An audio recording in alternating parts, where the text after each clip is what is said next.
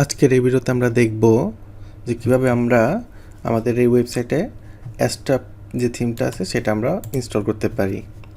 So by default হচ্ছে ওয়ার্ডপ্রেসের যেই theme আছে সেটা এখানে আপাতত ইনস্টল করা আছে। সো আমি যেহেতু অ্যাস্ট্রা থিম ইনস্টল করব সেজন্য হচ্ছে অ্যাপিরিয়েন্সে যাব, দেন থিমস, এইখানে অ্যাড নিউতে ক্লিক করব।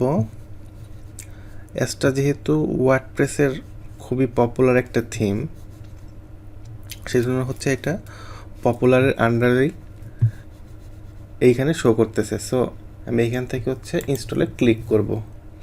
আপনি চাইলে হচ্ছে এখানে সার্চ করেও ইনস্টল করতে পারেন। সো আমি যেহেতু কাছে পেয়ে গেছি এর জন্য হচ্ছে আমি এখান থেকেই ইনস্টল করতেছি।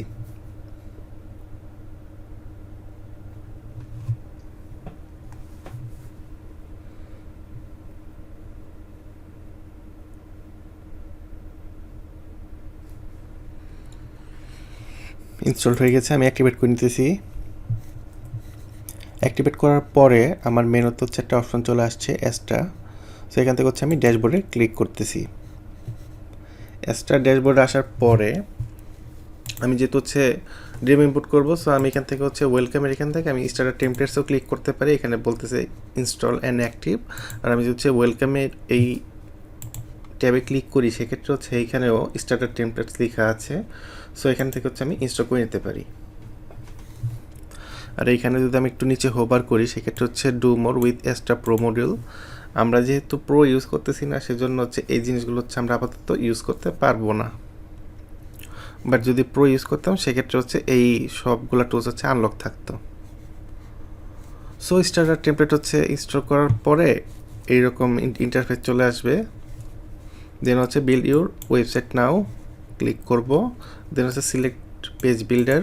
সো আমি এখানে এলিমেন্টও সিলেক্ট করতেছি। সো এটা করার পরে আমাকে হচ্ছে অ্যাস্ট্রা যে ডেমোগুলো আছে সেগুলো দেখাবে, আর যেগুলো প্রিমিয়াম সেগুলো হচ্ছে অ্যাস্ট্রা প্রোর জন্য। যদি কেউ অ্যাস্ট্রা প্রো পারচেস করতে চান তো সেক্ষেত্রে হচ্ছে গেট এসেনশিয়াল বান্ডিল এইখানে ক্লিক করলে অ্যাস্ট্রার যে ওয়েবসাইটটা আছে সেইখানে নিয়ে যাবে। সো এটা হচ্ছে অ্যাস্ট্রার ওয়েবসাইট। সো এখানে হচ্ছে আপনি প্রোতে ক্লিক করে দেন হচ্ছে দেখতে পারেন যে প্রাইসিং কত। এখান থেকে আপনি চাইলে হচ্ছে অ্যাস্ট্রা প্রো যেটা আছে সেটা আপনি এখান থেকে পারচেস করে ইউজ করতে পারেন। সো আমি যেহেতু ফ্রি ইউজ করবো সেজন্য হচ্ছে এই ট্যাবটা কেটে দিলাম। সো আমি হচ্ছে এখান থেকে যে কোনো একটা টেমপ্লেট হচ্ছে এখানে ইনস্টল করে ফেলবো।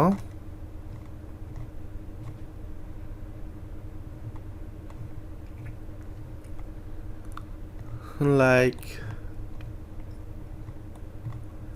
আমি হচ্ছে এই টেমপ্লেটটা চুজ করলাম।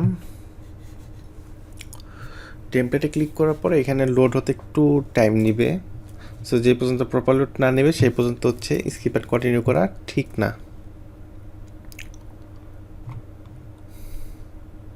সো আমি হচ্ছে স্ক্রল করে দেখে নিতেছি যে এই টেমপ্লেটটা ঠিকঠাক মতো লোড হয়েছে কি না। ঠিকঠাক মতো লোড হওয়ার পরে দেন হচ্ছে স্কিপ অ্যান্ড কন্টিনিউ।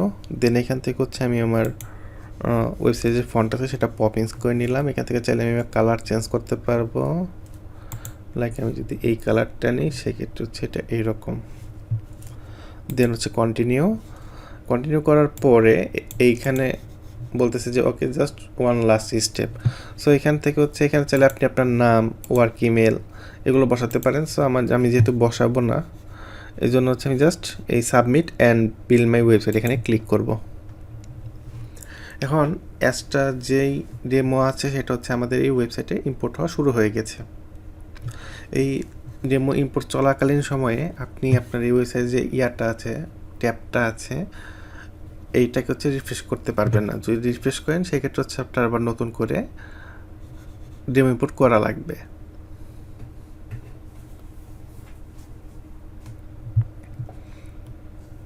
এটা যে পর্যন্ত না হয় সে পর্যন্ত হচ্ছে আমাদের ওয়েট করতে হবে।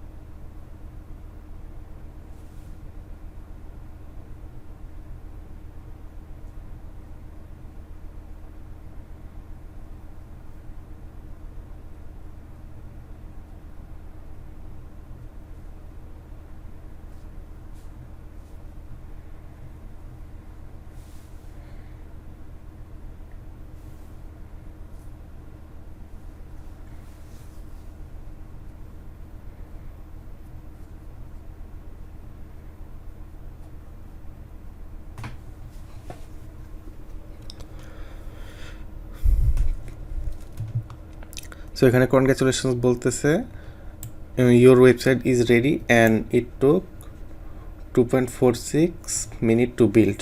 আমার এই ওয়েবসাইট হচ্ছে ডেমোটা সাকসেসফুলি ইম্পোর্ট হয়ে গেছে। সো আমি হচ্ছে এখন ভিউ মাই ওয়েবসাইটে ক্লিক করলে আমার এই ওয়েবসাইটটাকে আমি দেখতে পাবো। সো এই যে চলে আসছে আমার এই ওয়েবসাইট। সো এখানে সব কিছু সুন্দরভাবেই হচ্ছে ডেমো ইম্পোর্ট হয়েছে, কোনো সেকশন আপাতত সমস্যা নেই।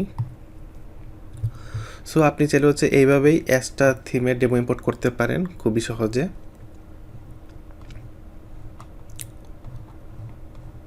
সো আজকের ভিডিওটা এই পর্যন্তই।